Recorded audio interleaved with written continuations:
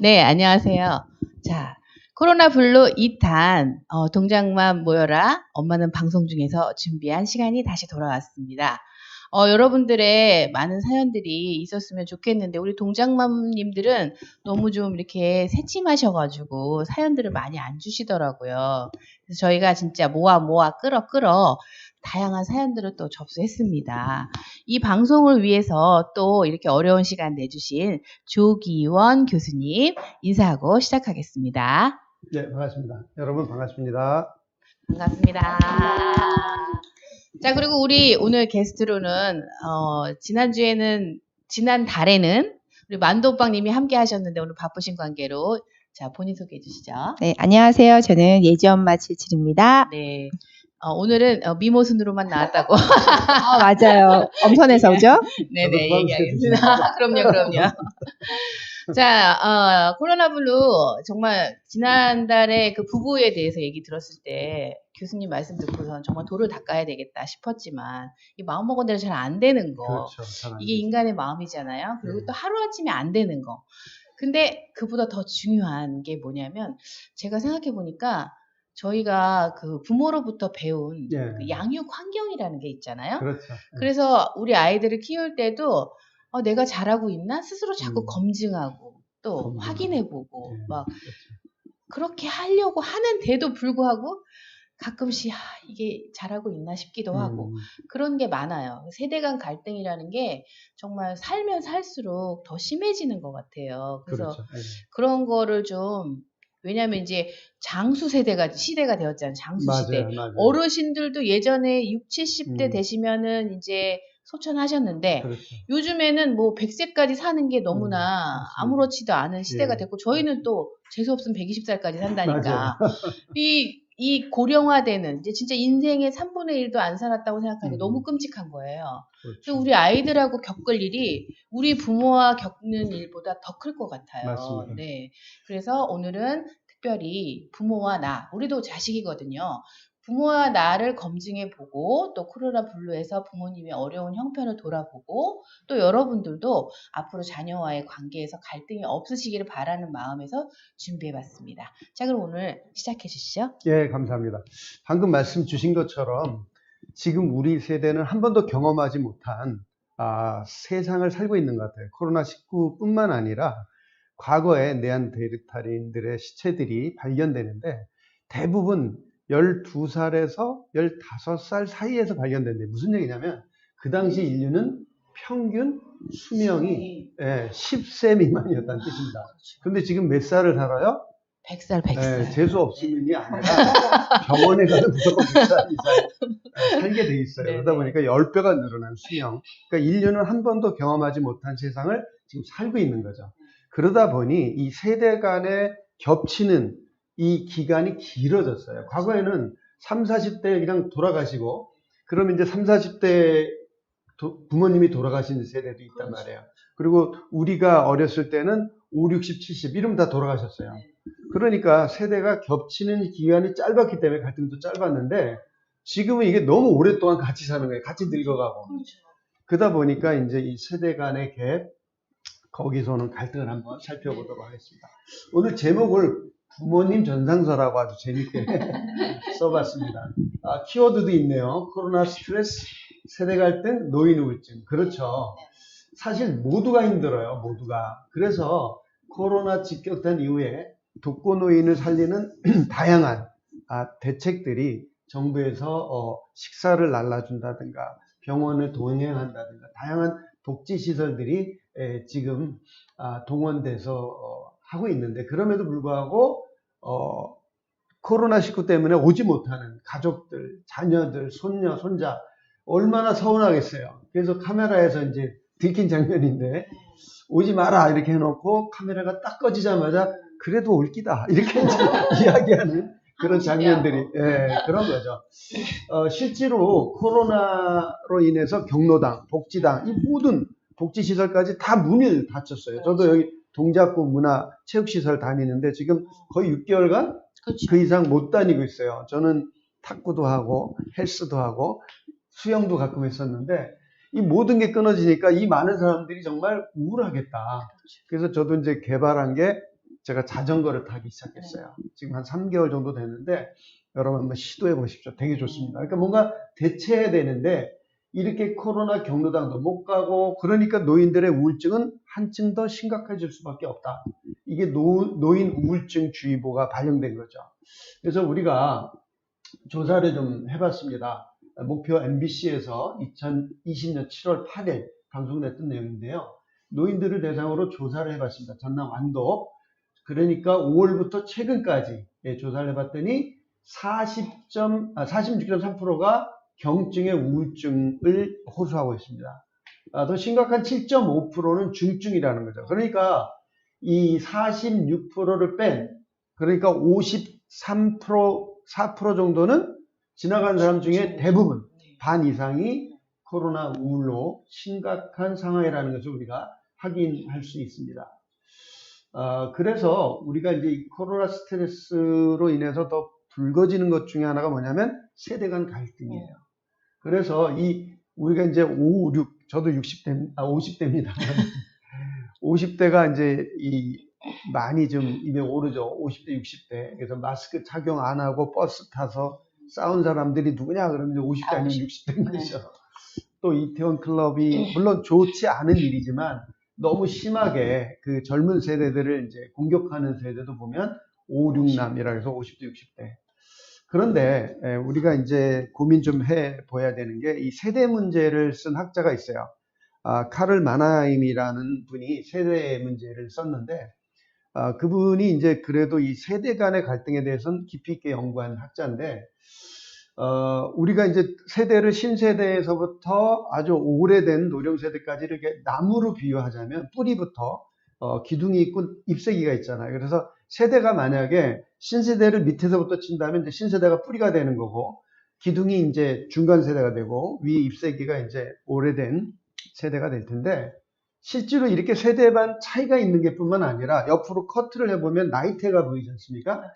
같은 세대, 같은 나이대에도 서로 다른 의견을 갖고 있는 것들이 발견된다는 걸 우리 느낄 수 있어요. 혹시 그런 거 경험해 보시지 않았나요? 그렇죠. 많죠. 그렇죠.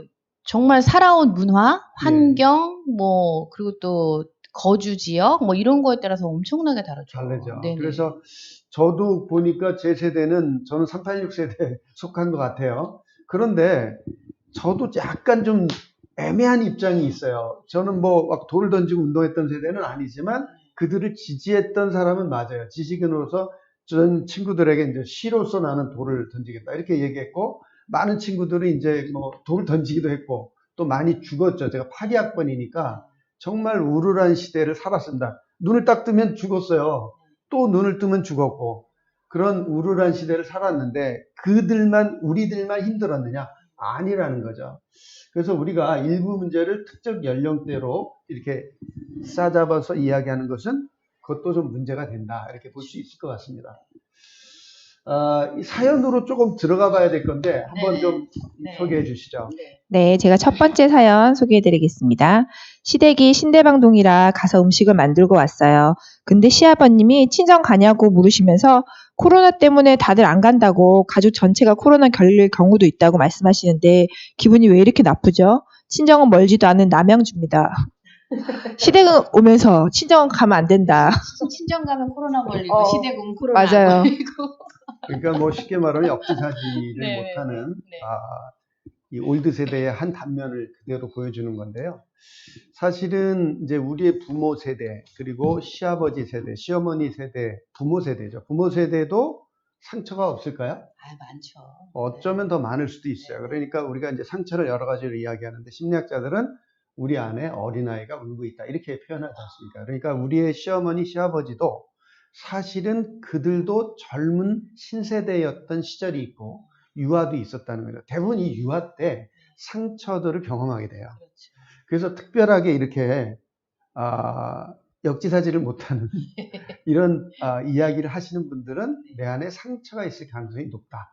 이렇게 보실 수가 있어요. 그래서 보통 상처가 많은 사람들은 이렇게 말해요. 그러니까 다시 말하면 상처를 준다는 거죠. 그러니까 상처를 많이 주는 사람은 내 안에 상처가 있다는 뜻이에요. 그러니까 이것을 우리가 이제 같이 그러면 상처를 주면 되겠네 이렇게 생각할 수도 있지만 그러면 이 사회가 어떻게 되겠어요, 그죠? 그래서 나한테 상처를 주는 사람은 아 저분이 참 상처를 받았구나. 그럼 누구한테 받았을까요? 그들의 부모, 부모들은. 그들의 환경, 환경으로부터 받은 상처 때문에 오늘날 나에게 그 상처를 투사하고 있는 거죠. 근데 내가 다시 또 그걸 투사하면 어떻게 되겠어요? 불행은 우리 모두가 함께 감당해야 될 무엇이 되는 거죠. 그래서 근데 저는 또 이런 사연을 보고서 느낀 게 젊은 세대, 젊은 부부들이 이 부모 세대하고 그럼 입을 닫아버린단 말이에요. 그렇게 되죠. 갈등 구조를 해결하려고 하지 않고 한마디로 진짜 언제 가시려나 이 생각만 한단 말이죠. 그런 말도 예, 있죠. 언제 그럼요. 가시나. 예, 뭐 이런, 예. 돌아가시지도 않아. 뭐 이런. 그러니까 그런 게 더 저는 참 철렁하는데. 네네네. 예. 그러니까 사실은 이런 문제가 우리가 함께 고민해야 돼서 지난 시간에 우리가 도인이 됩시다 이렇게 얘기했는데 이게 그냥 평범한 우리가 해결할 수 있는 문제가 아닌 거예요. 그래서 저는 그냥 과감하게 차라리 도인 됩시다 이렇게 말씀을 드리는 거고요. 오늘 또 다른 사연을 보면서 이제 하나하나 넘어가는데 이분에게 그렇게 말하고 싶어요. 아 상처가 많은 노인이 자기 상처를 갖고 아파하고 있구나라고 그냥 봐주면 안 될까? 왜냐하면 뒤에 또 이제 이야기들이 나올 거예요. 한번 연결해서 또 가보도록 하겠습니다. 두 번째 사연 제가 읽어드릴게요. 친정엄마랑 통화하는데 매달 다니던 목욕도 못 가시고 취미생활이나 모임도 못하고 혼자 사셔서 그런지 적적하신 것 같더라고요. 아는 언니 어머니가 우울증 약 드신다고 했더니 엄마 친구 중에도 많이 먹고 있다고 얼마 전에는 아는 의사 선생님이 엄마께도 약을 한두 달 먹어보면 좋겠다고 하셨대요. 그 말을 듣는데 너무 속상하면서도 홀로 계시는 엄마를 못 챙겼다는 생각에 반성했어요. 한번 병원에 모시고 가는 게 좋을까요? 이렇게 질문하셨는데. 굉장히 많은 분들이 이 고민을 할 것 같아요. 약을 드시게 하는 것은 하나의 방법이 되겠죠. 나쁘진 않다고 봅니다. 하지만 더 중요한 게 있죠. 예를 들면 환경을 바꿔야 됩니다. 환경을 바꾸지 않고 약만 이제 처방해 드린다면 어떻게 되냐면 장복하게 될 가능성이 커요. 그렇죠. 그러니까 코로나도 쉽게 이 상황이 개선되지 않기 때문에 우리가 그냥 약으로 처방하는 것을 반대하진 않습니다. 하지만 그것만이 최선이냐라고 하는 부분을 한번 생각해 봐야 돼요. 그래서 제가 제안 드린다면 전화를 드리는 거예요. 전화를 해서 자주 하는 거. 근데 이제 전화를 해서 이런 말씀을 해보라는 겁니다. 엄마, 친정엄마라면 엄마 이렇게 얘기하겠죠. 만약에 이제 친정엄마는 시어머니라면 어머니 이렇게 얘기해야 되겠죠. 그래서 뭐가 제일 힘드세요? 물어보는 거죠. 대화하듯이. 맞아요. 그러면 야 요새 뭐 사람이 와도 불안하고 노인정 문 닫은 거 나 얘기했잖아. 엄마가 그래도 좋아했던 게 수영인데 그것도 못하잖아. 사실은 사람은요. 사람을 만나면서 위로받고 자기의 관계 속에서 어떤 행복을 추구하거든요. 근데 이 관계를 다 끊어버린 게 코로나시고요. 그러니까 고약한 질병 중에 최고의 고약한 병이라고 저는 생각하거든요. 맞아요. 그러다 보니까 이 우린 또 관계 중심의 나라거든요. 근데 관계를 하면 할수록 위험한 거예요. 코로나19는. 그래서 불행이 시작됩니다. 그래서 그럼에도 불구하고 어려운 것들을 계속 들어보는 거예요. 뭐가 힘든지. 사람 못 만나서 힘들고, 외로워서 힘들고, 답답해서 힘들고, 또 더 이상 없을 때까지. 그런 엄마, 그런 한 6가지 정도의 얘기를 해주셨는데, 그럼에도 불구하고 엄마가 좀 해볼 수 있는 일은 뭐가 있을까요? 답답함을 해소하기 위해서 해볼 수 있는 노력이 있다면 뭘까요? 근데 이제 나이 많으신 분들이 이때 답을 못 내요. 그렇죠. 그럴 때는 이제 젊은 우리가 그러면 어머니 제가 한번 아이디어를 내드려 볼까요? 이렇게 이야기할 수도 있어요. 그래서 뒷산에 하루에 한 번씩 마실 가는 건 어떨까요? 예를 들면 뭐 젊은 어머니라면 건강한 어머니라면 뭐 운동을 조금 해볼 수도 있겠고 그런 식으로 이제 아이디어를 드리고 또 어머니도 아이디어를 내게 하고 이렇게 주거니 박거니 이걸 이제 핑퐁이라고 하는데 핑퐁 대화를 통해서 아이디어를 낸 다음에 선택은 어머니가 하도록 하는 거죠. 그래야 실천할 가능성이 굉장히 높아지게 돼요. 그래서 이런 솔루션을 찾아주는 대화를 하실 필요가 있고요. 또 하나 대화가 끝난 다음에 형제자매끼리는 예를 들어 우리 같은 경우는 5남매인데 예를 들면 5남매가 약간씩의 용돈을 드려요. 매달. 그러니까 그 가정들은 별 부담이 안 되지만 어머니한테는 이게 또 생활비가 되는 거예요. 그런 것처럼 십시일반 나눠서 일주일에 2번씩 우리가 전화를 드리자. 이렇게 서로 협약할 필요가 있다는 거예요. 그러면 외로움이 많이 좀 절감되겠죠. 그래서 혼자 감당하기는 힘든 일이에요. 네. 그래서 함께 나누어야 되지 않을까 이런 생각을 해봅니다. 그리고 요즘 제가 조금 그 의사 선생님들한테 불만인 게 예. 이 어르신들이 병원에 가게 되면 뭔가를 호소하시잖아요. 네. 그럼 사실 어르신들은 의사 선생님이라는 분을 좀 굉장히 신뢰하거든요. 아시잖아요. 그렇죠. 엄청나게 신뢰하시고 옛날 같은 경우에 어르신들 같은 경우 의사 선생님이라 그러면 정말 신과 동격으로 생각했잖아요. 죽은 사람도 그렇죠. 살리는 사람이라. 그러다 보니까 약물이 좀 과다하게 처방을 하진 않나. 나 그런 약간의 생각이 들어요. 저희 엄마가 당뇨로 한 40년 가까이를 앓으셔서 아유, 젊어서부터 걸리셔가지고 그러다 보니까 계속 그런 상황을 저는 보게 되는 거예요. 그래서 이제 병원을 자꾸 바꿔드리는데 네. 그런 것도 좀 그 약을 처방하면 좋겠다라고 했을 때에 그 자녀들이 관심을 좀 가져주는 거 맞아요. 굉장히 중요한 것 저도 같아요. 그 병원 쪽에 그 가장 이제 앞서가는 병원의 그 코칭 분야가 있어요. 병원 코칭이라고. 이게 하버드 대학의 병원들이 병원 문화를 바꾸는 일들을 좀 하고 있는데요. 그래서 제가 하버드 대학 안에 코칭 연구소가 세계에서 제일 큰 코칭 연구소가 있어요. 그 소장님하고 이제 MOU를 맺었어요. 네. 얼마 안 됐는데 이유가 뭐냐면 저도 이 근처에 제일 큰 병원 아시잖아요. 자주 갑니다. 근데 네. 너무 권위적이고요. 네네네. 너는 들어라. 응. 나는 너에게 10분 이상 할애 못한다. 맞아요. 10분이 아, 뭐예요? 그게 속마음이더라고요. 왜냐하면 종합병원 같은 경우는 그럴 수밖에 없다는 건 이해되는데 문제는 자본주의가 만들어낸 의사와 환자의 관계식이에요, 이게. 맞아요. 그래서 그 사람이 이제 내가 조금 따졌죠. 예의를 갖춰서 따졌어요. 나도 굉장히 바쁜 사람인데 내가 예약을 하고 와서 지금 2시간을 기다렸는데 당신이 나한테 지금 이야기해 주는 게 너무 불친절하고 단 뭐 5분만 얘기하고 나가라는 식으로 난 궁금한 게 있는데 그랬더니 이제 속내를 얘기하는 거죠. 나는 시간이 없고 사람은 너무 많다. 그 예약을 하지 말고 그렇죠. 오는 순서대로 받든지 예약을 한 달 전에 해놓고 나를 2시간 반 이상 기다리게 하는 게 어디 있냐 세상에. 맞아요. 내가 만약에 여기서 컨설팅을 해달라고 하면 해주겠다. 네. 1시간 이내 기다리지 않도록 해줄 수 있다. 나는 그럴 수 있다. 그걸 못하는 종합병원이 어디 있냐. 이거는 성의의 문제다. 또 두 번째 태도의 문제다. 그러니까 그것 때문에 제가 하버드의 코칭 연구소하고 MOU를 한 겁니다. 한국 문화 바꿔야 된다. 의사들의 대화하는 문화. 네네. 또 병실에 누워있는 사람과의 그 베드사이드 토킹이라고 해요. 그럼요. 네, 맞아요. 그 한마디에 그냥 상처 있고 이 사람 죽어요. 네, 당신 맞아요. 3개월밖에 못 삽니다. 네네네. 아주 확언을 해요. 네.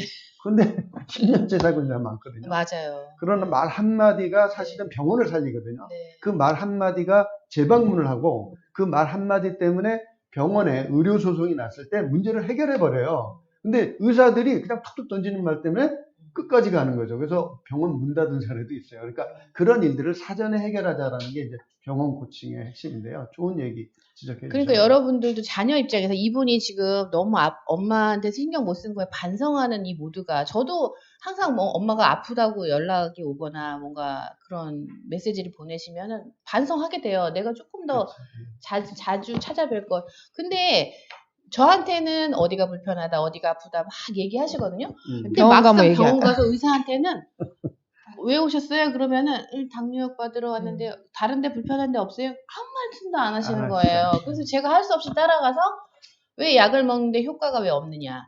이 약이 효과가 어떤 거에 있느냐? 이 약은 뭐냐? 이게 알로 주시니까 엄마는 무슨 약인지 모르시잖아요. 모르죠. 그래서 제가 이제 이 알약을 꼭 먹어야 되냐? 한 12알 이상 드시거든요. 뭐 여러 가지 복합적으로 이제 합병증이 오셨으니까. 그렇죠. 근데 약이라는 게 사실 그게 독극물이나 마찬가지잖아요. 독이죠. 우리가. 네. 예. 근데 이제 엄마는 주는 대로 먹어야 된다고 생각은 하는데 찜찜하신 거야. 그러니까 민간 처방을 또 하세요. 민간 처방을 같이. 그러니까 더 저희 생각에는 불안한 거예요. 걱정도 이게 되고. 안 맞을 수도 있는데.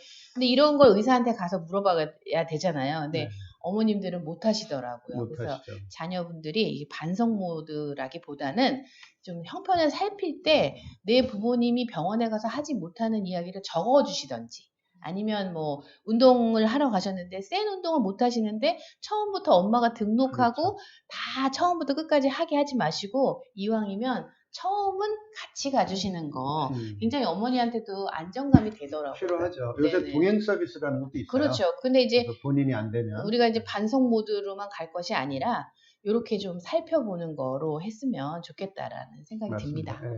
네. 네. 또 세 번째. 네, 다음 사연 읽어드릴게요. 이번 추석에 시댁 친정 안 가고 집콕하기로 했어요. 친정이나 시댁에서도 안 와도 된다고 말씀을 하셨지만 내심 서운하셨죠. 그런데 추석 전날에 친정 아버지께서 술 한잔 드시고 전화하셔서 우셨어요. 딸만 둘이고 명절 때도 시댁 갔다가 들리니 이마저 못 본다는 생각에 너무 속상하셨나 봅니다. 우리는 바이러스 없는데 너희 애들이 걱정이냐는 말씀부터 여기 집에만 있을 건데 왜 안 되냐고, 시댁도 안 가는데 어떻게 친정을 가냐고 말씀드리면서 제가 마음이 너무 아팠어요. 이해는 가면서도 지금 상황 때문에 못 가는 걸 이해 못하는 아빠께 좀 서운한 마음도 들더라고요. 제가 불효하는 걸까요? 정말 그렇네요. 아, 정말 이 코로나는 인류의 재앙이 맞아요. 그런데 인류의 재앙임을 우리가 인지하지만 술 한잔 하면 깜빡 잊어버려요. 야, 니네 왜 와나? 이렇게. 코로나 때문에 못 가는 건데 깜빡하신 거죠. 근데 이런 깜빡깜빡 현상은 나이가 많을수록 더 자주 오죠. 그래서 우리가 이런 분은 이제 어떤 상처가 있는 가능성이 있냐면 유기도식이라는 게 있어요. 유기도식이 뭐냐면 갖다 버릴지 몰라, 이런 거. 우리가 아이들에게 너 말 안 되면 갖다 버린다, 다리 밑에다. 옛날에 많이 맞아요. 했잖아요. 근데 니네 엄마 찾아가라. 그런 말을 하면 안 됩니다. 그럼요. 이게 어떤 아이들은 이것 때문에 유기도식이 만들어질 수도 있어요. 그래서 평생을 나는 버림받을지도 몰라. 이런 사람들은 남편감, 아내감을 잘못 구할 수가 있어요. 왜냐하면 나는 버림당할지도 모른다라는 유기도식을 갖고 있기 때문에 나를 조금 좋아해 주거나 잘해 주면 그냥 탁 한착 붙는 거죠. 금사빠. 그런 식으로 잘못 이 관계를 만들 수 있다는 거죠. 그래서 이 어르신이 그런 유기도식이 조금 있을 가능성이 조금 보여요. 그러니까 우리가 나이로 어른과 젊은 사람을 구분하긴 하지만 사실 상처에는 어른 아이가 없어요. 그렇죠. 그래서 우리가 약간 측은지심을 갖고 좀 바라볼 필요가 있고 약간 지혜를 발휘할 필요도 있는 것 같아요. 그래서 예의를 갖춰서 이야기를 이제 아랫사람은 이야기를 하면 안 된다라는 생각들을 좀 하는데 맞아요. 그럴 필요 없어요. 얘기를 하셔야 됩니다. 그런데 얘기를 할 때 막 목소리 옆에서 뭐예요? 뭐 이렇게 얘기하면 안 되겠죠. 예를 들어서 아버님 그런데요. 이번에 제가 못 가는 이유 아시면서 뭐 그런 거 있잖아요. 맞아요. 약간의 이렇게 아량. 근데 이게 네. 성격과 기질에 따라서 잘하는 사람 못하는 사람이 있어요. 네네네. 한데 할 얘기는 해야 된다는 거죠. 대신 예의를 갖추고 하시라. 제가 팁 하나 드리면 저희 어머니 저 못 갔어요. 네. 어머니한테 제가 쿠팡에서 잠옷을 하나 사갖고 보냈어요. 그거를 일찍 보냈는데 어제 받으셨대. 나한테 카톡이 오잖아요. 저한테 이제 받는다고. 그래서 전화 또 한 번 드렸어요. 어머니 그거 입고 주무시면 너무 멋질 것 같아요. 내가 한마디 했더니 엄청 좋아하시더라고요. 근데 안 비싸요, 여러분. 그렇죠. 그러니까 저희 어머니는 사랑의 언어가 내가 생각해 보니까 선물 같아. 그래서 내가 선물을 좀 요즘 하고 있어요. 여러분, 부모와 자녀 간에도 우리가 1탄에서 배운 사랑의 언어를 맞아요. 그런 식으로 적용하시면 저희 어머니 엄청 좋아하시거든요. 16,000원밖에 안 합니다. 이분도 지금 이 대사에 벌써 이 감정의 스트레스가 꽉 차 계신 것 그렇죠, 같아요. 그렇죠. 왜냐하면 이제 시댁도 안 갔는데 친정만 가면 남편 눈치 보인다. 우리가 이게 블랙홀 같아요. 같이 사는 남편하고 소통이 안 되는 게 왜 불통이 됐을까 항상 생각을 하게 되는데 이게 약간의 그 주도권 문제이기도 한 것 같아요. 자녀를 이렇게 양육하다 보면 어느 한쪽은 일을 내려놓아야 되는 상황이 되는 경우가 많거든요. 그러면 같이 배우고 같이 성장했지만 경력 단절이라는 이유로 여자들이 굉장히 이제 주부들이 여자라기보다는 뭐 주부가 되는 역할을 하는 사람들이 자존감이 많이 떨어져요. 그렇죠. 그러면 이제 내가 하고 싶은 대사를 상대방한테 자신감 있게 할 수가 없는 거예요. 그러니까 지금 이런 상황이 자기도 화가 나는 거죠. 그러니까 이제 또 부모님이 내가 못 간다고 해도 아유 그래 니네 안전하게 있어라 해주면 얼마나 고마워. 근데 그렇죠. 이 아버님이 뜬금없이 술 한잔 하시고 진짜 안 오는 거냐? 이렇게 하면은 정말 갑자기 없던 화가 확 끌어올라거든요. 그래서 이 이게 말씀에 보면은 네. 나 바이러스 없는데 너희 네네네. 애들이 걱정돼서 진짜 치사하게 안 너희들 오는, 그러는 거 아니야? 맞아, 맞아요. 이 얘기거든요. 그쵸, 그쵸. 서운함이에요. 네, 그러니까 서운함. 약간의 지혜가 있다면 전화하셔서 네. 서운하셨죠. 네. 그러니까 상대방이 말하는 걸 리피트할 필요가 있어요. 그렇죠, 그렇죠. 왜냐하면 여기서 우리가 지난 시간에 잠깐 얘기했겠지만 네. 상대의 말을 경청할 때 네. 그 워드에 집중하지 말라 그랬잖아요. 그렇죠. 감정. 이 아버님의 말씀의 감정이 뭐냐? 서운하다는 거예요. 치사하다, 서운하다. 나 바이러스 없는데 니네 애들 걱정돼서 안 보는 거 아니야? 이 얘기잖아요. 서운하셨죠? 네. 리피트 해주는 거. 이 경청해 주는 거. 네. 그리고 다독거려 주는 거. 네. 이게 이제 굉장히 지혜로운 대화거든요. 말 한마디에 빛을 갚아버리는 그렇죠, 것처럼 그렇죠. 효과가 있는 거죠. 그래서 이런 예의를 갖추되 지혜로운 대화, 경청 이런 것은 사실 어떤 상황에서도 좀 효과가 있는 것 같습니다. 이 지금 사연을 보내주신 분을 좀 토닥이고 싶은 게 또 마지막에 제가 부려하는 걸 또 효자이고 싶은 거예요. 사실은 네. 이 상대도 위로해줘야 되지만 그렇죠, 그렇죠. 나도 위로해야 돼요. 맞아요. 내가 지금 불효하고 있는 걸까? 음. 그런데 그런 감정은 들 수 있지만 이제 여기에 인지 왜곡이 들어온 거거든요. 네. 여기서 한번 생각해봐요. 내가 불효의 근거가 뭐지? 그렇죠. 이렇게 따져봐야 돼요. 네. 코로나 때문에 안 간 거야. 그럼 불효인가? 그렇죠. 논리적으로는 아니거든요. 아니죠. 논리적 근거가 없다면 불효가 아닌 거죠. 이걸 이제 그렇죠. 인지 왜곡이라 그러는데 인지 왜곡에 빠질 필요가 없다라는 거. 겁니다. 네, 예. 네. 왜냐면 인지 왜곡에 빠지면 이게 우울로 가버리거든요. 그렇죠. 그러시면 안 돼요. 근데 이 어머니도 아마 지치셨을 거예요. 아이들 키우고 그렇죠. 뭐 요즘 코로나 블루가 주부에게 제일 크거든요. 이해합니다. 맞아요. 정말 애쓰셨어요. 연휴 동안. 자, 4번째 사연. 셋째 출산을 앞두고 있어요. 이번에는 전과 다르게 코로나로 인해서 보호자 한 명만 병원에 있을 수 있더라고요. 시어머니께서 첫째, 둘째 출산할 때는 병원에 오셨는데 이번에는 언제 아기 볼 수 있냐고 물으시길래 3, 7일 지나고 올라오시면 좋겠지만 아기를 안 보시는 게 좋겠다고 말씀드렸어요.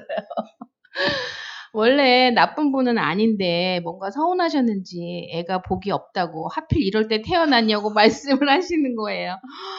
어머, 알고 보니 남편이 이미 아기 낳고 집에 오시라고 했다나 봐요. 네. 시어머니 오시면 집안 살림 다 뒤집어 놓으실 거고 저는 가만히 누워 있을 수 없잖아요. 열받아서 남편 보고 아이들 데리고 시댁 가서 2주 동안 살다 오라고 버럭 했어요. 제가 잘못한 건가요? 뭐 시원한 말씀을 하셨네요. 저도 응원합니다. 아니 이 지금 산후 우울증이라는 걸 그렇죠. 아버님이 경험 못 하신 것 같아요. 모르시는 셋째까지 거예요. 하시면서. 네, 모르시는 거예요. 굉장히 이거 실수하신 거예요, 진짜. 그렇죠. 네. 일단 남편분이 커뮤니케이션 미스를 하신 거예요. 내가 얘기를 했으면 당연히 얘기해야죠. 아내에게도 얘기를 했어. 그러면 어떻게 이거를 수습할 건지 서로 논의했어야 되는데 이 부부간의 커뮤니케이션 미스가 굉장히 많이 일어납니다. 그래서 첫 번째는 이 부부간의 커뮤니케이션 미스가 있었다. 이걸 인정을 해야 돼요. 두 번째는 뭐냐면 하필 이럴 때 태어났어라는 말에 상처를 받은 거잖아요.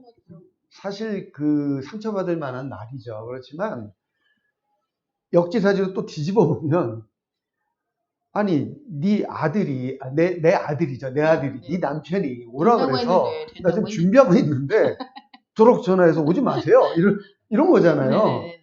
이걸 또 내가 한번 당했다라고 생각하면 이것도 열받을 일이에요. 기분 나쁜 일이에요. 그러니까 사실 우리가 역지사지를 해보면 다 이해가 되는데 그렇죠. 요까지 가기 전에는 울컥울컥 하는 일이란 말이죠. 그래서 사실은 그럼에도 불구하고 이 시어머니는 점잖은 말씀을 하신 거예요, 지금.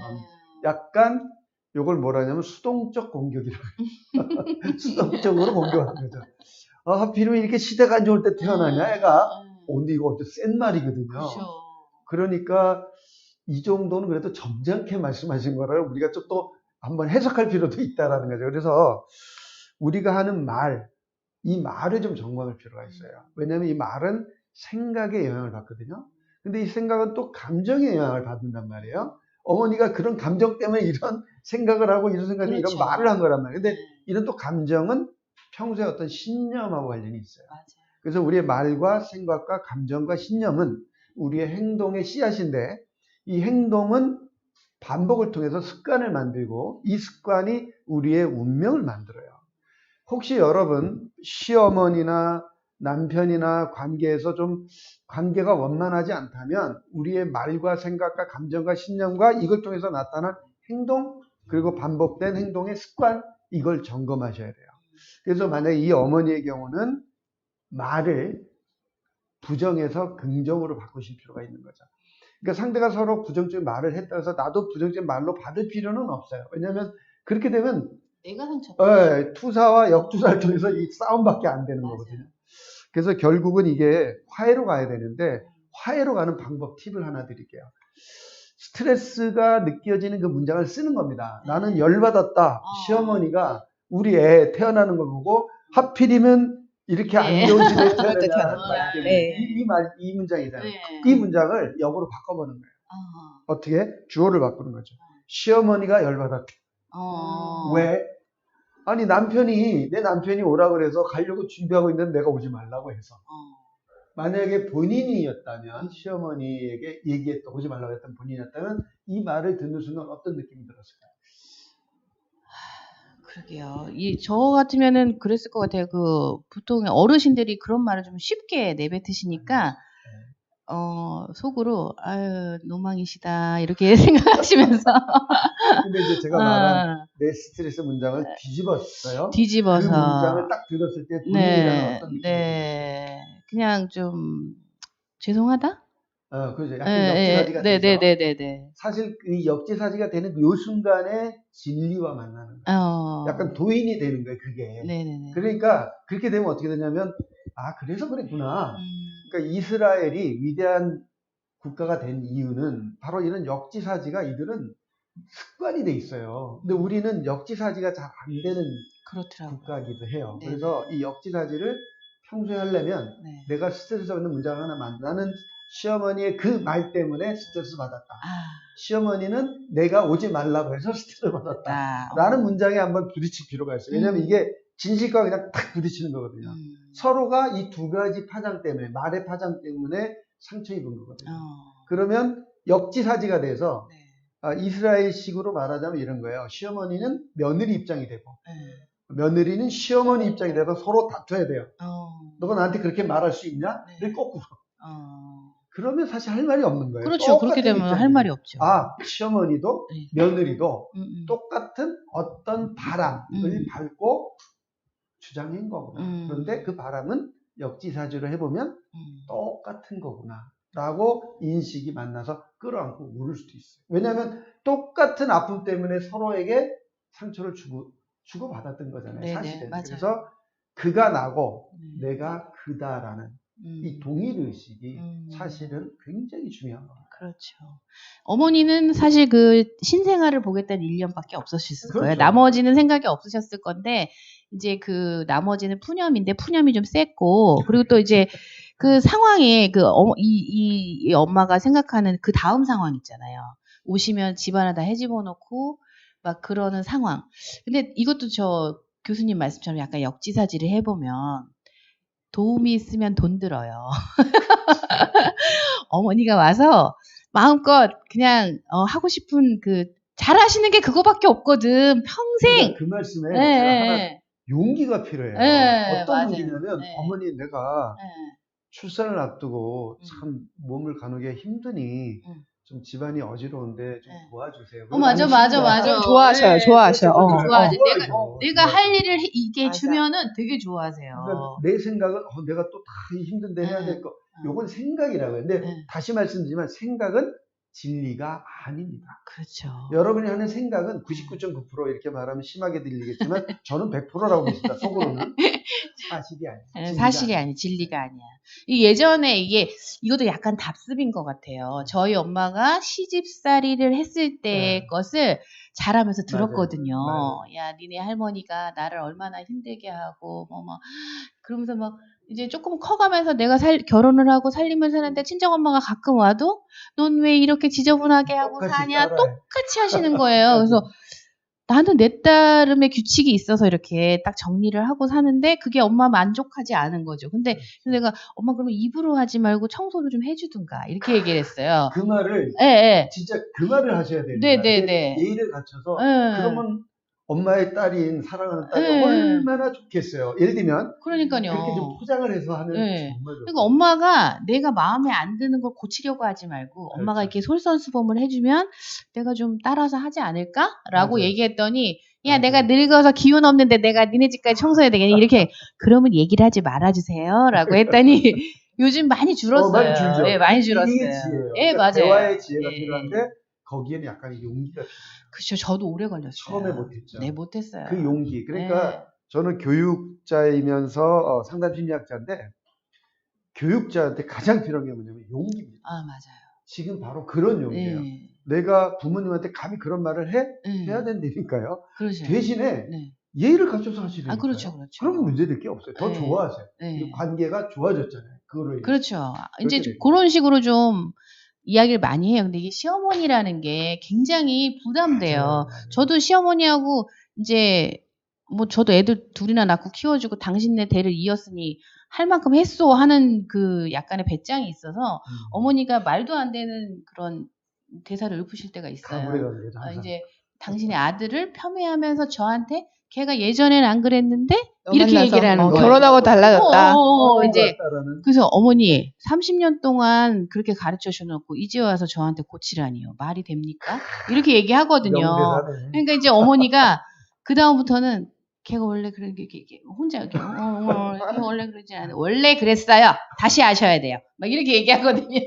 그래서 어머니가 서운할지언정 아들을 현실적으로 바라봐야 되거든요. 제가 이제 우스갯소리를 방송에서 많이 하는 말이 아들은 정말 잘 키워서 남 주는 거다. 맞아요. 내 새끼가 아니고 남 줄 때 한 점 부끄러움 없이 키워야 된다. 그렇게 많이 얘기를 해요. 근데 저는 진짜 제가 아들 둘을 키우면서 모토예요. 우리 어머님이 저 잘 큰 아들을 저한테 주시지 않아서 제 상처를 다른 사람에게 주고 싶지 않아요. 이게 예전 시어머니들은 자기가 시집살이 오래 하잖아요. 맞아요. 그럼 똑같이 투사했어요. 며느리한테. 그렇죠. 저는 그런 시어머니 되고 싶지 않아요. 진짜. 네. 기대가 됩니다. 결혼할지 모르겠지만. 자, 그러면 이제 네. 마지막, 마지막 사연 읽어드릴게요. 네네. 8세 아이와 외식도 안 하고 10일에 한 번 정도 나가 장을 보고 하고 사는 22주 임산부시랍니다.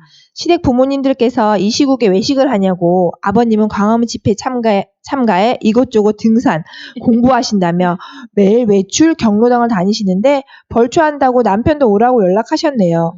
어머님은 통장이시라 집집마다 다니시면서 마스크도 나눠주시고 미쳐버릴 것 같아요. 친정 아빠께서는 힘들게 항암 치료까지 30차까지 하고 계시는데 자주 못 뵈어서 죄송한 마음뿐이고 시댁은 쳐다보기도 싫어요. 제가 임신해서 예민한 걸까요? 예민하시네요. 그 사람은 서로 다르죠. 네. 근데 이 다름이 끌림이 돼서 사실은 이분도 남편을 만났을 거예요. 아마도 이분은 약간 예민한 시기이지만 평소에 약간 신중할 가능성이 있어요. 말씀을 들어보면. 그런데 그 남편의 어머니와 아버지 두 분을 보니까 좀 사교적일 가능성이 있고 활동적인 분일 가능성이 높아요. 다시 말하면 이분의 남편은 조금 사교적인 분일 가능성이 높아요. 다시 말해서 이분들이 만난 이유는 신중한 아가씨가 활동적인 남편의 매력에 이끌려서 결혼했을 가능성이 크다는 얘기죠. 그런데 그것이 반대로 오늘날 갈등이 되고 있는 현상이거든요. 근데 세상은 항상 이렇게 돌아가요. 참 놀랍죠. 그것 때문에 끌렸는데 그게 또 갈등이 된다는 거죠. 그래서 결국 해결 방법은 뭐와 유사하냐면 개의 언어와 고양이의 언어와 똑같아요. 강아지가 몸집이 작은 고양이를 보고 너무 반가워서 막 꼬리를 엄청 흔들면서 다가갑니다. 나랑 친구하자. 그런데 고양이의 언어에서 뭐냐면 저 자식이 나한테 공격하려고 덤비네. 그래서 우리가 흔히 보는 가까이 가다 보면 핥히잖아요. 네, 맞아요. 깜짝 놀라서 도망갈 텐데 이게 똑같아요. 누구의 잘못입니까? 어떻게 해결해야 됩니까? 선생님 어떻게 해결해야 된다고 생각하세요? 누구의 잘못입니까? 글쎄 서로 이제 보는 시각이 다른 게 아닐까요? 그렇죠. 예. 그러니까 여기서는 잘못의 문제가 아니라 예를 들면 내가 통장인데 마스크를 나눠주라고 국가에서 줬는데 안 나눠주고 있어요. 그러면 잘한 걸까요? 아니죠. 아니죠. 그러니까 통장을 그만두기 전까지는 열심히 나눠줘야 되는, 특히 힘든 사람들한테 나눠줘야 되는 게 통장의 임무죠. 그러니까 통장에게 나눠지는 일 좀 하지 마세요라고 하는 것은 잘못된 거예요. 그러니까 우리가 인정할 것은 인정하면서 이해하는 부분으로 건너가야 되겠죠. 그래서 개는 고양이 언어를 좀 이해할 필요가 있고, 고양이는 개의 언어를 이해해야 되는 것처럼 우리가 사람에 대한 이해, 그러니까 우리가 교과서가 국영수 가사로 된 게 잘못이에요. 내가 볼 때 맞아요. 국영수 가사, 커리큘럼이 잘못이에요. 그러니까 학교에 가서 뭘 배워야 되냐면 사람에 대한 이해를 배워야 되고 자기에 대한 이해를 배워야 돼요. 그래서 우리 엄마는 사교적이라 그래. 우리 엄마는 신중해서 나 100점 맞아. 야, 니네 반 몇 명이나 도대체 맞은 거니? 이런 식으로 반응한다는 거죠. 그러니까 이렇게 이것이 중요하다는 것을 유엔에서요. 아주 오래전에 세계 각국의 문경장관들 다 보냈다니까요, 공문을. 아직도 안 바뀌잖아요, 커리큘럼이. 그렇죠. 빨리 바뀌어야 됩니다. 저는 이 커리큘럼에게 유죄를 선언합니다. 그리고 이 어머님한테 또 위로를 드리고 싶은 게 임신 30주면은 참 그 극도의 예민함이에요. 이제 배도 많이 불러오고 본인의 외형도 많이 변했고 더군다나 아버님이 항암 치료를 하고 계시면은 정신적으로 안정되고 태교에 신경 써야 할 때에 정말 친정아버지가 항암 치료를 하고 있다는 건 내가 아픈 거나 마찬가지거든요. 근데 공감할 수 없는 그 아픔도 아픔인데 내 몸도 힘들어요. 그런데 시부모님이 이게 하루 이틀에 하신 이야기도 아니고 뭐 이 시국에 외식은 무슨 외식이 그러면은 그럴 땐 전 그렇게 얘기했으면 좋겠어요. 이제 용기가 필요합니다. 아버님 제 배가 너무 나오고 힘들어서 이 정도는 하루 한 끼 정도는 외식을 해야 뱃속의 아이도 건강하고 제 정신 건강도 건강해집니다 하고 얘기를 할 수 있는 용기가 그렇죠. 필요한 것 같아요. 그렇죠. 아버님들은 임신 안 해봐서 몰라 그런 거 전혀 몰라요. 생각보다 그러니까 잘 모른다. 네 전혀 몰라요. 이 임산부의 고통이라든지 힘듦이라든지 정신적 에너지 소비, 육체적 에너지 소비 그리고 여러 가지 물리적으로 편하지 않은 그 지하철에서 그 임산부 배려서 대부분 비워놓잖아요. 젊은 분들은. 근데 어르신들은 앉아요. 나도 임산부만큼 힘들다 이거예요. 그러니까 공감 능력이 그만큼 떨어지시는 분들인데 요즘은 많이 좋아졌지만 임산부 입장에서 정말 위로를 드리고 싶은 게 이제 이 시대의 어르신들이 아직은 깨지 못하신 분들이 많아요. 근데 이게 진짜 젊은 사람들이 용기가 필요해요. 맞아요. 아버님 저 힘들어요. 하고 말할 수 있는 용기. 그리고 아버님 임신 안 해보셨죠? 얼마나 힘든지 아세요? 하고 내 상황을 적극적으로 표시하는 거 굉장히 맞아요. 중요해요. 지난 시간에 우리가 잠깐 얘기했지만 이게 복습이 되니까 참 좋네요. 네. 아이 메시지를 하실 필요가 있어요. 아버님은 왜 그러세요? 이런 말은 유어 메시지가 쓰면 안 되고 맞아요. 나는 지금 임신 중이고 배도 나오고 너무 힘들어요. 아이 메시지. 이거를 그 다음에 I want to도 얘기해 주세요. 그렇죠. 그래서 나의 니즈는 뭐다. 그리고 도와주세요라고 끝나는 거죠. 맞아요. 그러니까 반드시 이래야 돼요. 머스트 비로 나가면 이거는 안 되고요. 그렇죠. 사간필부. 네. 나의 사실만, 팩트만 얘기하고 나의 감정, 이론에 대해서 너무 힘들고 어려워요. 사간필, 나의 필요, 나의 니즈만 얘기해요. 그 다음에 부탁으로 마무리하는 거 꼭 실천하시기 바랍니다. 맞아요. 저도 엄마가 저희 아이들이 나들 둘이지만 되게 순했어요. 잠도 잘 자고 뭐 늦게 나왔지만 모유도 잘 나와서 모유 완모하고 막 이러니까 저희 엄마가 제가 딸인데 저한테 야 니네 애들 같으면 10도 낳아 키우겠다 이런 말을 하시는 거예요.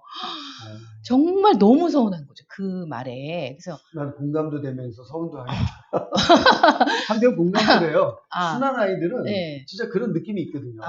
그래서 저도 제가 이제 제가 되게 순하다고 들었거든요. 아기 때부터 저희는 이제 거의 터울이 진짜 저 때면 갖고 저 때면 갖고 해서 거의 2년이 터울이 안 나요. 형제가 3형제인데.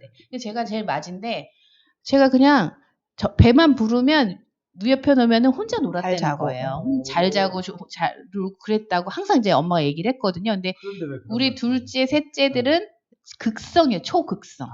애들이 잠도 잘 안 자고 먹지도 않고 막 그랬어요. 그래서 내가 너 아니었으면 얘네 둘을 못 키웠다. 이렇게 얘기할 정도거든요. 왜냐면 거의 비슷비슷하니까.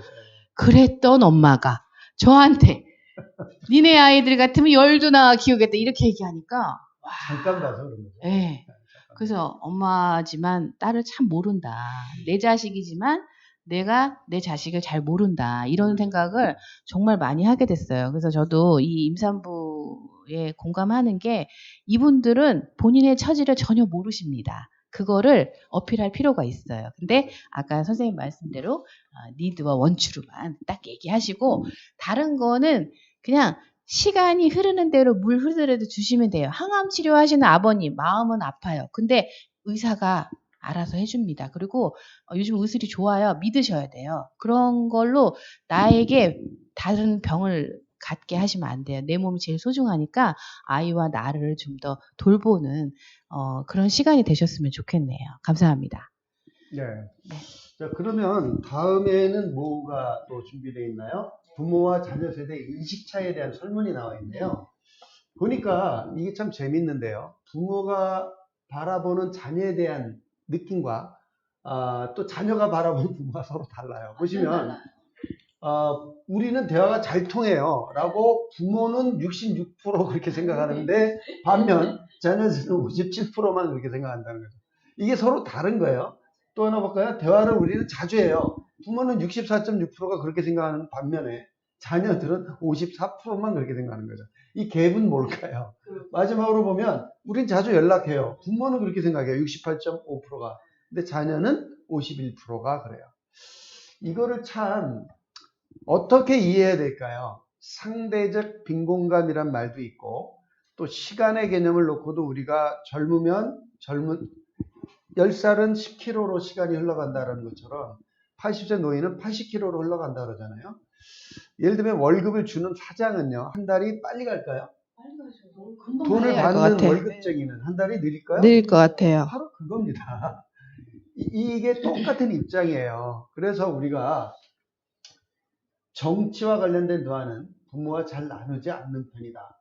53%가 이 자녀 세대들은 그렇게 생각하는 반면에 44.2% 부모는 그렇게 생각 안 하는 거죠. 그러니까 약간 여기에는 몇 가지 요인들이 있는데 아까 상대적 느낌이 다르다는 거죠. 시간에 대한 개념 다르고 월급날 시간도 다른 것처럼 부모들은 자녀에 대해서 좀 편안하게 접근하지만 자녀들은 그래도 부모를 배려하고 있다는 부분이 분명히 있어요.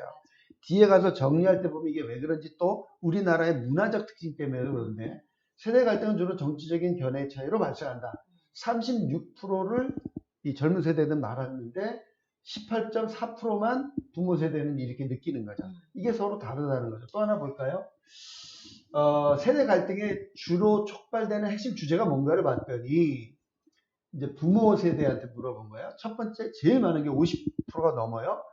생활 습관 및 식습관 차이. 이거는 저도 우리 자녀에게 느끼는 거예요. 아니 화장실 갔다 나오면 아니 그걸 좀 올리고 소변을 보면 되는데 근데 제가 반성이 돼요. 내가 20살 때 그랬나? 맞아요. 그러고 보니까 나도 30살 되고 나서야 이게 바뀐가 봐. 그러면 제가 지금 20대니까 봐줘야 되나? 이런 생각도 들긴 하더라고요. 또 소비 태도, 돈 씀씀이 47.8%. 부모 세대는 힘들었잖아요. 이따가 세대에 대한 정의를 좀 해주겠지만 앞 세대일수록 먹을 게 없었단 말이에요. 그러니까 이것에 대한 애착이 그만큼 클 수밖에 없죠. 자녀 세대 볼까요? 사회 문제에 대한 인식 차이가 더 크다고 본 거죠. 44%나. 또 결혼 및 출산에 대한 생각 차이가 젊은 세대들은 그건 선택이야, 옵션이야 이렇게 생각할 반면에 기성세대는 어때요? 아니 네가 니대에 와서 내 씨를 말리려고? 사실 이 말이 좀 심한 말이지만 저도 그런 느낌이 들었어요. 우리 딸애도 결혼 안 한대요. 헉?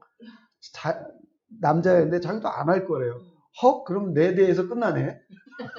그 느낌이 남자들은 있어요. 여자분들은 어떨지 모르겠는데 남자는 이게 동물적으로 있나 봐요. 내 대에서 끊기네. 처음엔 서운했어요. 근데 니네 인생인데 또 내 서운함 때문에 니네 인생을 내가 뭐라고 할 수는 없으니까 그래 또 두고 봐라. 마음에 드는 사람 바뀔 수도 있지 뭐. 이런 마음으로 제가 양보를 했어요. 그러니까 우리가 이 세대 갈등에 대한 이야기를 좀 해보고 있는데 한 7가지를 가지고 좀 정리를 좀 해보면 오늘 시간이 좀 정리가 되지 않을까 싶어요. 우리가 많은 이야기를 했지만 이 갈등은 어쩔 수 없는 것 같아요. 갈등은 피라미드도 요즘 애들 때문에 세상이 망할 것 같다는 비문이 있었던 것처럼 아주 오래됐습니다. 이 갈등, 세대 간의 갈등은요. 정말 이거는 인류가 시작된 시점부터 지금까지 계속 세대 간의 갈등이 있었다라는 걸 전제하고요.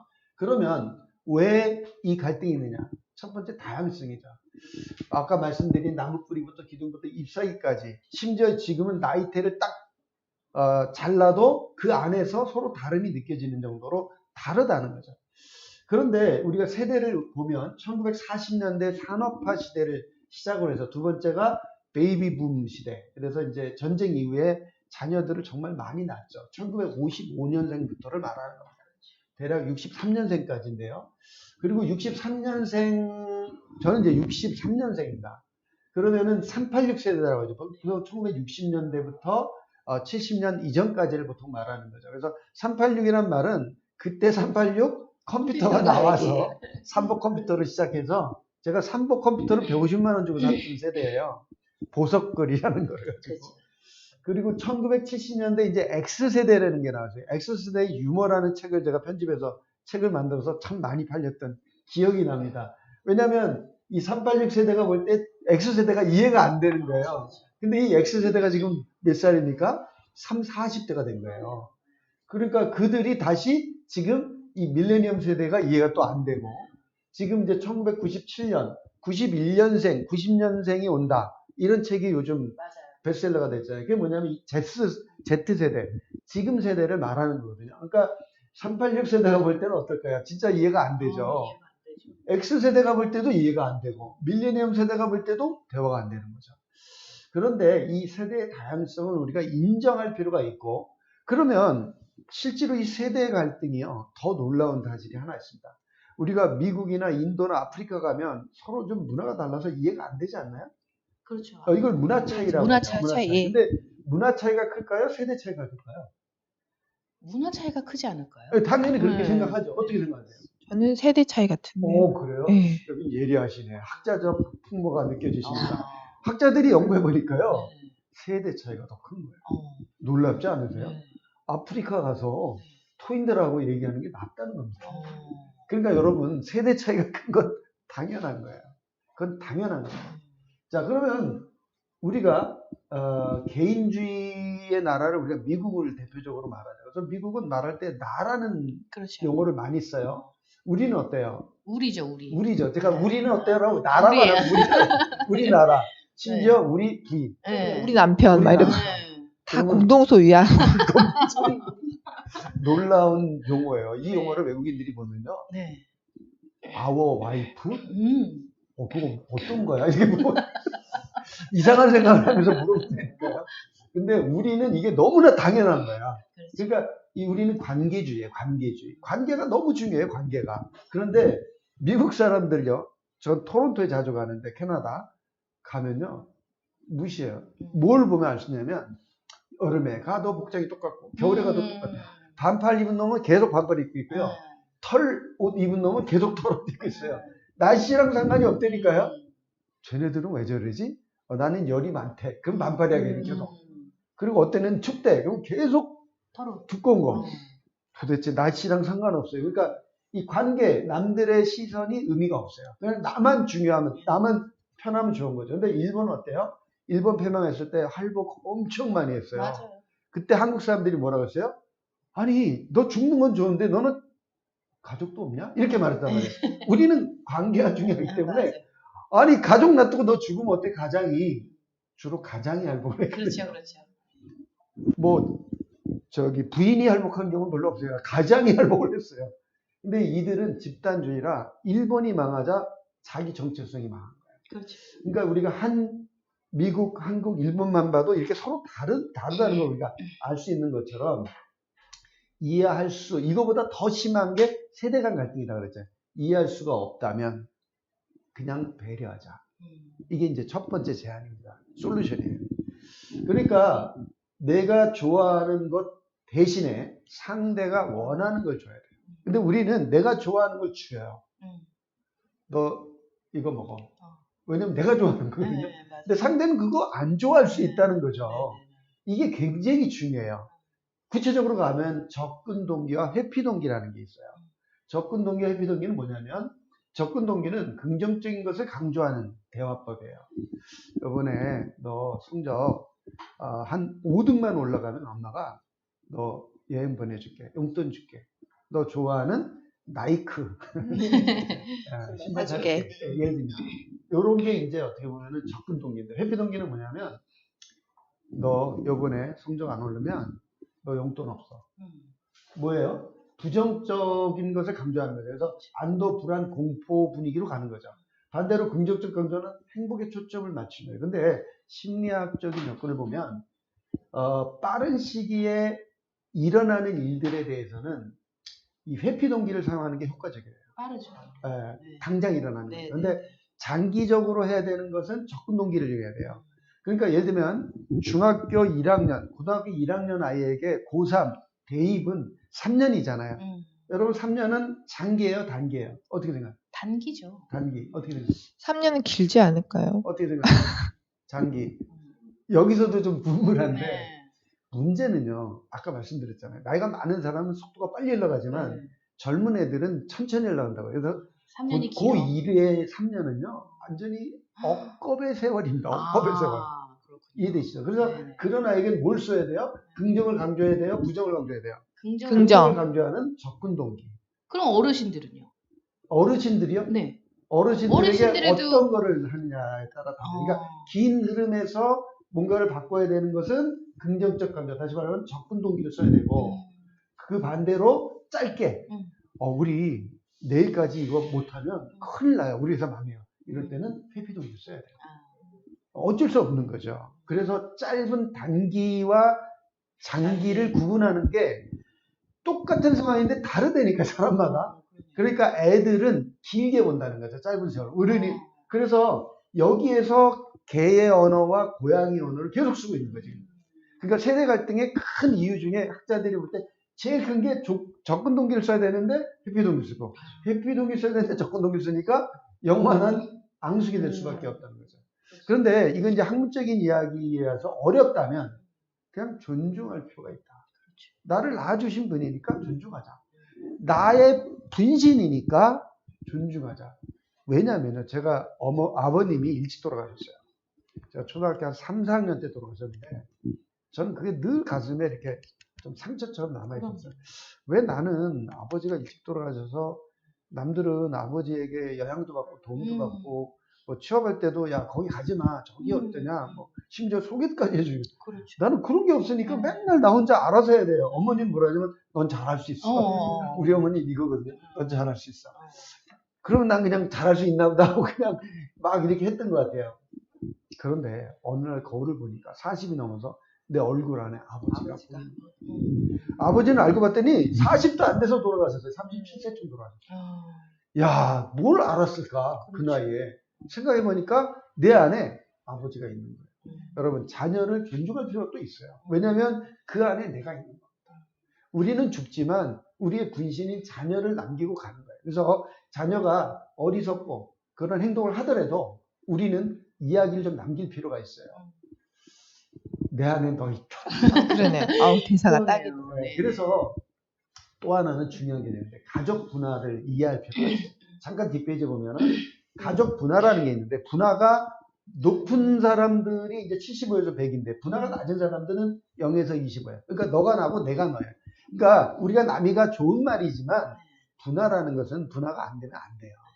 제가 가끔 이제 토론토에 자주 갑니다. 캐나다에 졸업식 때도 가고 수업 때도 가는데 가끔 우리 이제 대학원생하고 같이 가는데 이제 가장이죠. 전화를 하루에 정말 많이 해요. 한 10번 이상 하는 것 같아요. 돈도 좀 나오고 계속 전화하는데 그 내용이 너무 웃긴 거예요. 너 뭐 먹었냐? 외국 나가서 아침 먹은 게 뭐 중요하고 점심 먹은 게 뭐 중요하고 메뉴가 뭐 중요해요. 그런 걸 물어보는 거예요. 어디 갔냐? 한국에서? 아니 캐나다 가서 한국에 있는 가족에게 전화를 한다고. 부인한테 물어보고 자녀한테 물어보고 딸한테 아니 국제 전화해서 그런 얘기를 하고 싶을까? 저는 이해가 안 되는데 그거를 2주 동안 내내 하는 거예요. 너무 자상하다. 아니 자상은 한데 이게 분화가 안 된 거예요. 너가 난 거예요. 그래서 이 분화가 안 된 가족들은 되게 오손도손한 것 같지만 이로 인해서 가족 및 다른 사람의 정서적 융합이 되고 자신이 주관이 매몰이 돼서 감정과 사고의 융합이 심하여 자신의 삶이 감정에서 지배당하기 시작합니다. 그래서 다른 사람의 인정을 받기 위해서 자신의 개별성을 희생해요. 그리고 불안 수준이 굉장히 높습니다. 이런 가정들은 삶의 에너지 대부분 다른 사람에 대한 정서적 의존에 소모적인 삶을 살아요. 스트레스가 너무 심해요. 한 사람만 뭐 스트레스 받으면 그냥 다 같이. 왜냐면 네가 나니까. 그럴 수도 있겠네. 그래서 상황에 쉽게 상처를 받고 엮이는 부적응 이게 너무 심해요. 불행한 가족이 됩니다. 그래서 우리가 자아 분화가 가족 분화가 어느 정도 돼야 돼요. 그러면 미국은 많이 됐겠네요. 됐죠. 그렇지만 그렇게 심한 걸 말하는 건 아니지만 적어도 75에서 50은 돼야 된다는 거예요. 왜냐하면 자신의 삶에 대한 확고한 신념과 분명한 가치를 지니고 안정적이어야 된다. 마치 부부관계가 H의 관계가 가장 바람직한 관계고요. A 관계가 가장 바람직하지 않은 관계. A는 뭐예요? 서로 기댄 거잖아요. 그리고 가운데 손을 잡고 있는 건데 분명히 살다 보면 누군가는 힘들어진다고. 그러면 기대는데 이때 남편도 힘들면 어떻게 돼요? 같이 쓰러지는 거예요. 이때 이제 이혼이 이루어지는 거예요. H는 어때요? 서로 바로 서서 손을 잡는 관계죠. 그러니까 75에서 100은 그런 관계를 말해요. 가족은 항상 기대지는 않지만 힘들 때 기대도 H는 버틸 수 있는 거죠. 이런 건강한 관계. 그래서 감정과 사고 사이가 충분한 분화되고 객관적 사고와 타인에 대한 존중과 수용이 되고 모든 상황에 대한 목표 지향적이고 심각한 갈등과 스트레스 상에서도 대처 능력이 높습니다. 만약에 이게 어렵다면 팁으로 제가 마지막 드리고 싶은 거는 여행 그리고 취미생활을 다양히 가지셔야 돼요. 따로 왜냐하면 각각 왜냐하면 다르니까 취향이 좋아하는 것도 다르고. 그렇죠. 왜냐하면 이게 없으면 나의 행복은 가족에 올인돼 있어요. 그런데 아이가 성적이 떨어지면 내 불행이 시작이야. 남편이 진급이 안 되면 내 불행이 시작이야. 그러면 안 돼요. 그거 별개고 나 별개라는 거죠.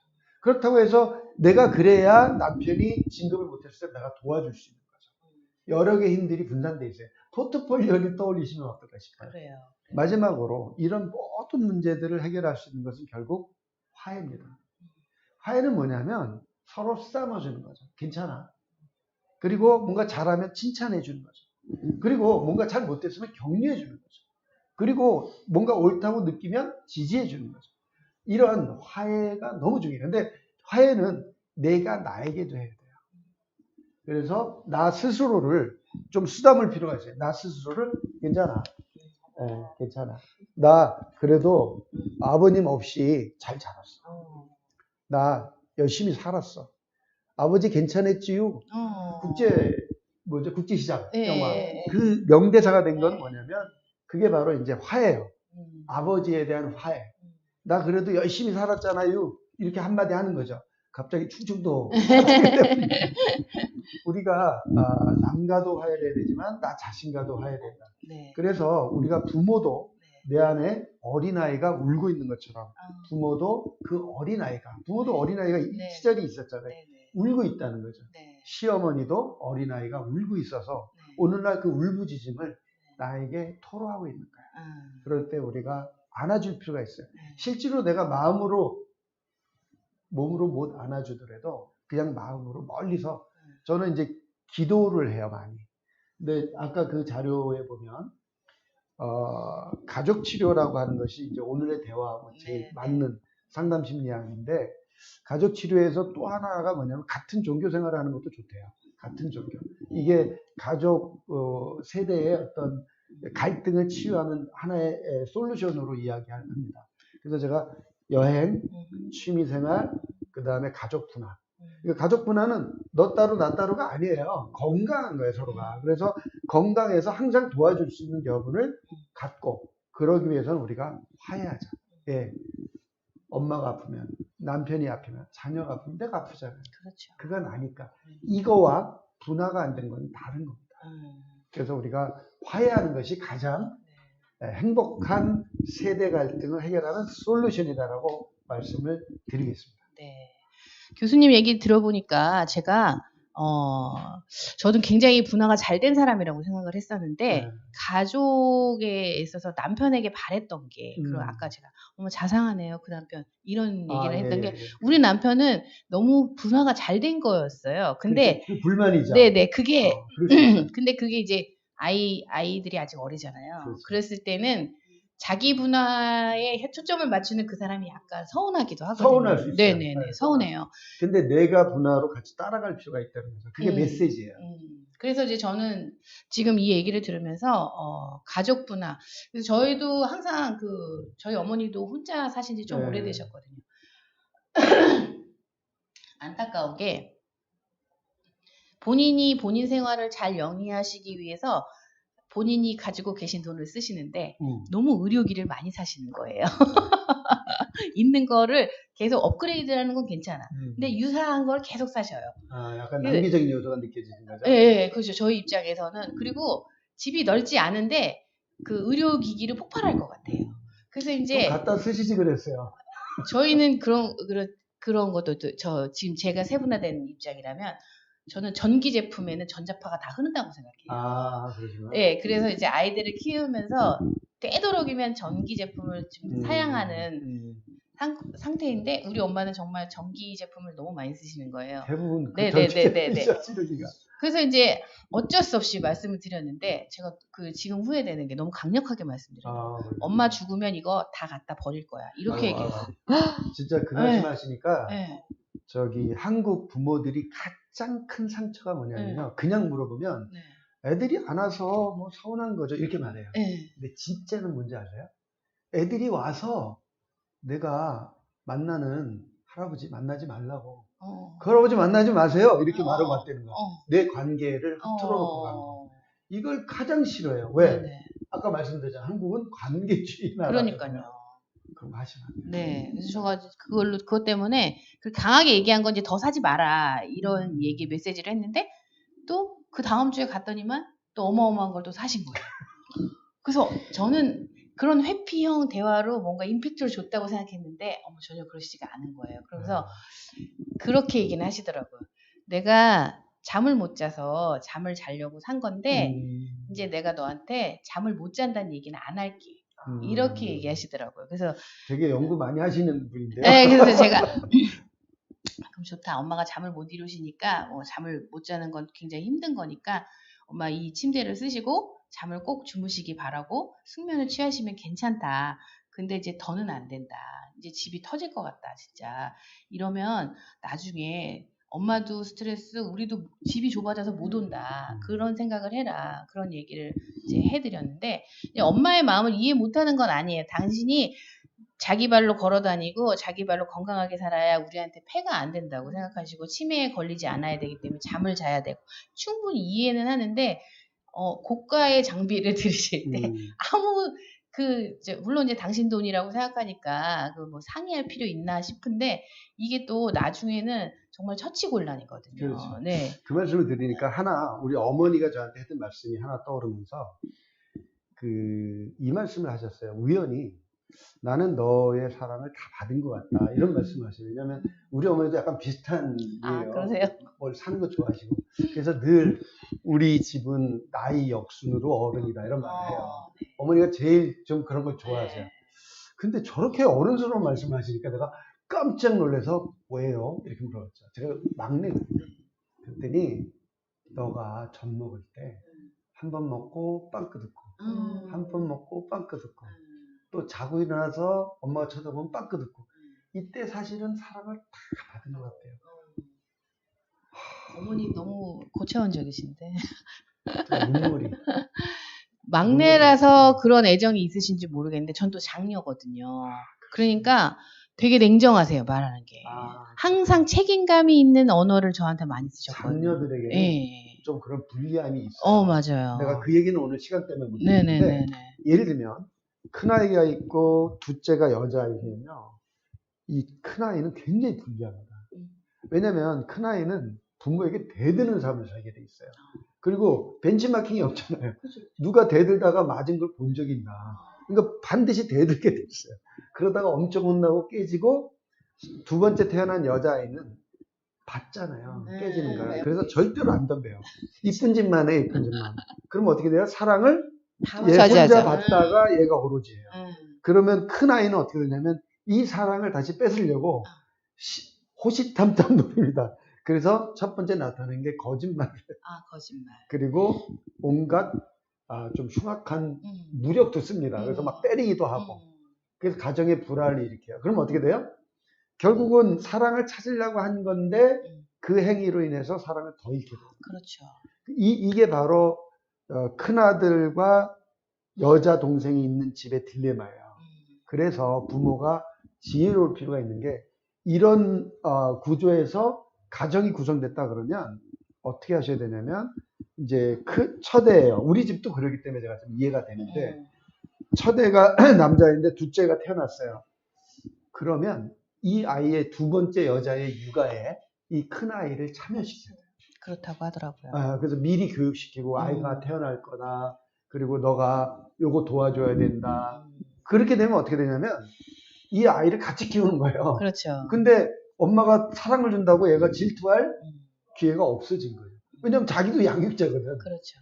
이게 굉장히 지혜로운 부모의 태도라는 거예요. 그래서 뭐 우리가 이제 삼각관계라고 하는 것도 있어요. 보통 우리가 사이가 나빠요. A, B 나빠요. 근데 A가 주로 나쁜 말을 많이 했다고 가정합시다. 그럼 C가 나타나서 누굴 공격했어요? A를 공격하잖아요. 그럼 난 잠깐 쉬면서 여기서 이렇게 공격하면서 나는 약간 이 삼각관계라는 게 가정에서도 항상 있어요. 맞아요. 그래서 가족 치료할 때는 한 사람을 보는 게 아니라 원가족. 그러니까 여기 위에 어머니, 아버지가 또 있고 여기도 또 있고 나도 있고 이런 원가족 개념을 또 봐야 되고 아까 가족 분화 이야기 이런 것들을 보면서 우리가 이제 상담을 하거든요. 그래서 사실 가족 치료가 쉬운 것 같지만 어려워요. 왜냐하면 한 사람이 아닌 거거든요. 그렇죠. 그런데 핵심을 이야기하자면 이거예요. 혹시 자녀 세대를 보고 배울 게 있다고 생각하세요? 아니면 자녀가 나를 보고 배울 게 더 많다고 생각하세요? 어떻게 생각하세요? 보통은 아이들에게도 배울 게 있다고는 방송에서는 많이 하죠. 어느 게 더 많다고 그래도 제 아이들이 저를 보고 많이 따라하지 않을까. 제가 저 잘해야 되는 그런 생각에. 제 생각. 저는 저를 보고 많이 잘하니 제가 더 잘해야 된다고. 아니 그거는 네, 바램이고요. 바램. 어느 세대? 아랫세대가 아랫세대. 더 잘할까요? 항상 똑똑할까요? 윗세대가 항상 똑똑할까요? 윗세대? 그래도 살아온 세월이 있으니. 선생님 어떻게? 저는 아랫세대가 똑똑할 것 같아요. 근데 학자들의 연구에 하면 아랫세대가 더 똑똑하다라고 믿는 사람들은 아랫세대가 존경하게 돼 있대요. 그러니까 무슨 얘기냐면 너는 자녀니까 무조건 배워. 뭘 네가 뭐 할 게 있어. 라는 게 아니라 저도 이제 반성을 좀 하면서 최근에 어떤 일을 우리 자녀에게 맡겼어요. 그랬더니 엄청 대충 하는 거예요. 나는 이걸 미리 이렇게 리허설도 하고 이렇게 해서 MOU를 하는 거예요. 어떤 회사랑. 해야 될 것 같은데 대충 막 하는 거예요. 그래서 쟤는 진짜 어떻게 저렇게 일을 하냐? 너 빼. 안 돼. 이랬는데 제가 이제 그 일을 했어요. 혼자. 하면서 느낀 게 아니야. 어쩌면 저 방법이 더 나았을지도 모른다. 그러니까 뭐냐면 우리는 나이가 많고 배운 게 많고 경험이 많으니까 우리가 항상 옳다고 생각하지만 아닐 수도 있다. 왜냐하면 저런 일은 저렇게 하는 게 더 나을 수도 있겠다. 왜냐하면 내가 그걸 안 했다면 그 시간에 나는 다른 기회비용을 또 썼으니까 저는 뭐든지 너무 열심히 하는 게 문제더라고요. 그래서 내가 맞아. 아래 세대를 무시할 게 아니라 항상 자녀를 대할 때 내 나이쯤의 자녀를 그리고 대하세요. 여러분이 만약에 50세라면 50세의 자녀에게 대화하듯이 하세요. 안녕하세요. 그러면 어떨까요? 존중할 수 있어요. 그러면 그 자녀가 비로소 우리를 존중하기 시작한다는 거죠. 이게 굉장히 중요한 개념입니다. 굉장히 중요한 개념. 지금 이제 교수님 말씀 쭉 들어보니까 저도 그래요. 엄마를 이해한다는 거를 제 상식선에서 이해하려고 했거든요. 아, 엄마가 필요하구나. 필요해서 샀구나. 돈이 있구나. 쓸 수 있는 능력이 되는구나. 이렇게만 했는데 지금 그렇게 생각하시면 70대의 눈높이로 생각한다면 내가 살 날이 얼마 안 남았는데 내가 가지고 있는 거 뭐하나. 그리고 내가 지금 당장 잠을 못 자는데 잠을 자야겠다. 예, 그런 식으로 해석하시면 좀 마음이 편해지시고 서로를 이해할 수 있는 눈높이가 될 것 같아요. 또 오늘 실시간 라이브라서 댓글 뭐 특별히 읽어드릴 거 있을까요? 로사님은 네. 홀로 계신 엄마에게 뭐가 제일 힘드세요? 하고 자주 전화해서 물어봐야겠어요. 라고 했고, 그렇죠. 네. 인간관계를 끊어버리는 코로나 부모님께 매일 전화할게요. 네, 네, 아주 요즘 네, 현명한 판단을 하셨네요. 생각은 진리가 아니다라는 말씀이신데 김 교수님께서 생각은 진리가 아니다라는 말에 너무 공감된다고. 그리고 또 이제 로사님께서 내 안에 너 있다. 네. 맞습니다. 자, 이제 제가 마무리하고 끝내볼게요. 오늘 교수님 말씀 정말 공감 가고 좋았고요. 저희도 항상 뭔가 공부하고 학습해야 된다는 걸 아이들한테만 얘기하는 그런 게 있어요. 근데 이제 제가 부모 입장이 돼 보니까 부모도 이 변화하는 세대를 위해서 끊임없이 공부하고 학습해야 돼요. 그리고 아이들을 이해한다기보다 공감해 줄 수 있기 위해서라도 학습하고 공부해야 돼요. 맞습니다. 네. 그래서 지금 이제 교수님을 모시고 이렇게 귀한 말씀을 듣는 거에 대해서, 여러분들이 이렇게 로사님이나 김희정님이나 뭐 효진님이나 이렇게 공감해 주시는다는 게 이분들은 이제 마음의 준비를 하신 거예요. 부모님이든 자녀든 내가 이제 공감할 능력을 갖춰야겠다라고 생각하신 거잖아요. 그런 의미에서 오늘 부모님 전산서라는 주제를 잡았던 거는 부모와 저희 간의 세대의 갈등이 정말 유례 없이 크답니다. 30년 폭이 정말 미국의 한 300년 폭 정도 되는 어마어마한, 우리 대한민국이 워낙 빨리빨리 문화라서 그렇다고 하네요. 그러니까 여러분들이 말도 안 되는 걸로 부모님과 부딪히고 갈등이 생길 때 한 번쯤 숨을 몰아쉬시고 내 안에 너 있다 생각하시기 바랍니다. 자, 오늘도 나와주셔서 감사하고요. 귀한 시간 함께 할 수 있어서 너무너무 좋습니다. 자, 다음 달 11월 달에 또 3탄 만날 것을, 3탄에서는 인간관계, 정말 어머님들, 그때 학부형이 되는 엄마들이 정말 그 인간관계에 대해서 너무 고민이 많으시거든요. 자, 이 인간관계를 어떻게 하면 슬기롭게 할 수 있는지 저희들도 조기현 교수님께 들어보는 시간 갖겠습니다. 한 달에 한 번 찾아오는 소중한 시간인데 1시간 조금 넘지만 함께 해주셔서 감사하고 이 시간에 많은 것들을 알아가시기 바랍니다. 감사합니다. 저기 그리고 마지막으로 그 어려운 분들 많잖아요. 네. 상담 시점 아직 별로 안 들어오고 있는데. 진짜 선생님 그만. 전화번호 공개 좀 해주세요. 저희 공개를 했는데요. 선생님한테 카톡도 보내고 문자도 남기고 그러는데 답이 없으시대요. 제가 참고로 네네. 카톡이 네. 제가 이제 초보 때 무조건 했어요. 네. 6,600명이 넘다 보니까 네네네. 카톡을 다 못 읽어요. 문자로 주셔야 돼요. 문자로. 네네네. 좋은 말씀 해주시는. 네네. 꼭 문자로 네네. 전화번호 얘기해도 되죠. 네네네.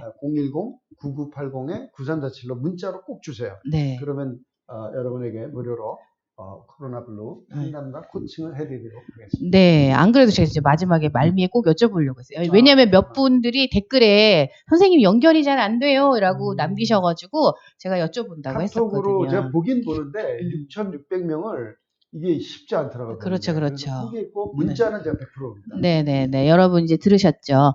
조기현 교수님 문자로 상담 내용이라든지 자신이 힘들어하는 코로나 극복을 위한 여러 가지 것들 문의해 주시면 되겠습니다. 참고로 참 지난 시간에 그 뉴욕에 계신 분은 코칭을 해서 아주 잘 마무리가 잘 됐어요. 네네. 뉴욕에 사시는 우리 동작맘님께서 연락을 하셨답니다. 여러분들도 주저하지 마시고 동작구 관내에 있으신데 많이 활용하시고, 네네. 뉴욕도 하는데, 네, 동작구 많이 궁금한 거 여쭤보세요. 여러분들이 해소할 수 없는 것들을 아주 속 시원하게 풀어드리실 겁니다. 자, 오늘도 함께 해주셔서 감사하고요. 자, 다음 시간에 또 만나 뵙겠습니다. 감사합니다. 수고하셨습니다. 수고하셨습니다.